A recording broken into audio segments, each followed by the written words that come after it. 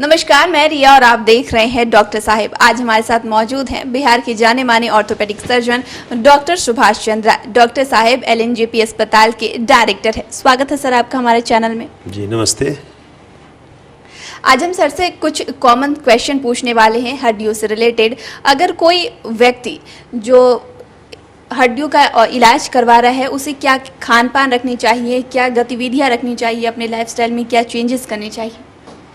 देखिए, अगर उसकी हड्डियां कमज़ोर है और उसका इलाज करा रहा है तो उसको ये ध्यान रखना है कि कैल्शियम वगैरह उसको लेना चाहिए, उसको कैल्शियम लेना चाहिए और विटामिन डी का भी चेक होना चाहिए कि वो सही मात्रा में है कि नहीं।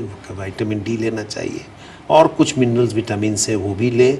और एहतियात के तौर पर उनको ये भी देखना चाहिए कि इससे युक्त जैसे दूध का सेवन करना चाहिए, छाली हटाया हुआ दूध जिसमें कैल्शियम की मात्रा अधिक से अधिक मिलती है, तो ये करें। फिर अपना मॉर्निंग वॉक, इवनिंग वॉक, ये सब चीज़ करना चाहिए जिससे कि उसके शरीर में कैल्शियम की मात्रा बढ़ेगी।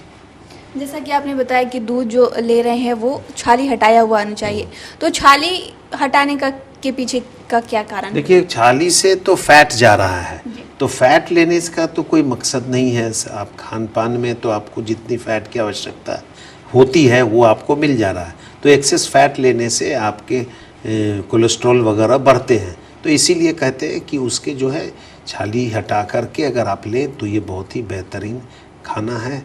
और हम तो देखते हैं कि जिन लोगों के फूड में मिल्क का सेवन ज़्यादा है उन लोग को ऑस्टियोपोरोसिस कम होता है।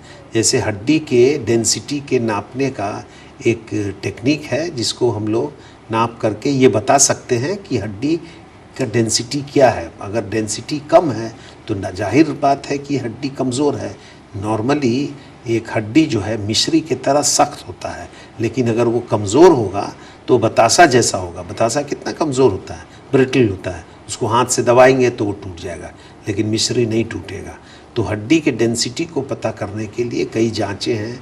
अल्ट्रासोनिक तरीके से पता किया जाता है, डेक्सा तरीके से पता किया जाता है। अगर ये ऑस्टियोपोरोसिस जिसको हम लोग बोलते हैं नॉर्मल कंडीशन हो गया, ऑस्टियोपीनिया मतलब हड्डी कमज़ोर है और ऑस्टियोपोरोसिस मतलब बहुत कमज़ोर है, तो हर तरह के इलाज के लिए भिन्न भिन्न तरह के आजकल कई तरह के दवाइयाँ आ गई है जो कि अवेलेबल है मार्केट में। हम लोग लिखते हैं और उससे ऑस्टियोपोरोसिस हड्डी की कमज़ोरी का इलाज करते हैं। किसी किसी का सवाल ये होता है कि वो झुकते हैं तो ऐसा लगता है कि हड्डी जो है वो अब फट जाएगा, तो इसके पीछे का क्या कारण है? हाँ, उसका अगर ऐसा हो रहा है तो इसमें उनको समझना होगा कि हमारी हड्डियाँ जो है सो कमज़ोर हैं और उनको अपने चिकित्सक से मिलना चाहिए और उसके बाद चिकित्सक उनको समुचित इलाज देंगे और धीरे धीरे वो हड्डी फटने की जो उनका सिम्टम है वो कम होने लगेगा। अगर किसी का शोल्डर डिसलोकेट हुआ हो या फिर नी डिसलोकेट हुआ है और ऑपरेशन की ज़रूरत पड़ी है, तो वो कितने समय के बाद जो है थेरेपी ले सकता है, एक्सरसाइज कर सकता है? देखिए, जैसे अगर कोई डिसलोकेशन हुआ है तो वो एकदम इमरजेंसी होता है, क्योंकि अगर कोई जॉइंट अपने जगह से हट गया है तो वो उसके साथ उसके नस की सप्लाई जो है, नर्व्स है, वो सब चीज़ खिंचा जाता है और उसको काफ़ी इसलिए उसमें हम लोग इमरजेंसी उस चीज़ को कहते हैं। तो जैसे डिसलोकेशन हुआ हम लोग को कोशिश ये करना चाहिए कि उसको जल्द से जल्द उसका डिसलोकेशन रिड्यूस कर दें, उसको अपने जगह पर ला दें, जिससे कि उसके खून की मात्रा जो है, आगे की सप्लाई जो हो रही है वो बाधित ना हो। और इस तरह से हम लोग इलाज करते हैं, जल्द से जल्द डिसलोकेशन की इलाज करते हैं। और थेरेपी कब लेंगे? जब थेरेपी की बात है, जब वो डिसलोकेशन रिड्यूस हो गया, 3 हफ्ते की समय दे दी गई, फिर बाद में डिसलोकेशन के कारण स्टिफनेस आता है, उस वक्त हम लोग थेरेपी शुरू कराते हैं। फिजियोथेरेपी से मतलब फिजियोथेरेपी, जो कि उसके जॉइंट का पूरा मूवमेंट को रीगेन करने में सहायक सिद्ध हो। अगर बात की जा रही है कि अगर कोई गिर जाता है तो देखा जाता है कि ज़्यादातर किसी को हड्डियों में चोट आती है तो वो नॉर्मल चोट होती है, लेकिन वही किसी की हड्डी टूट जाती है।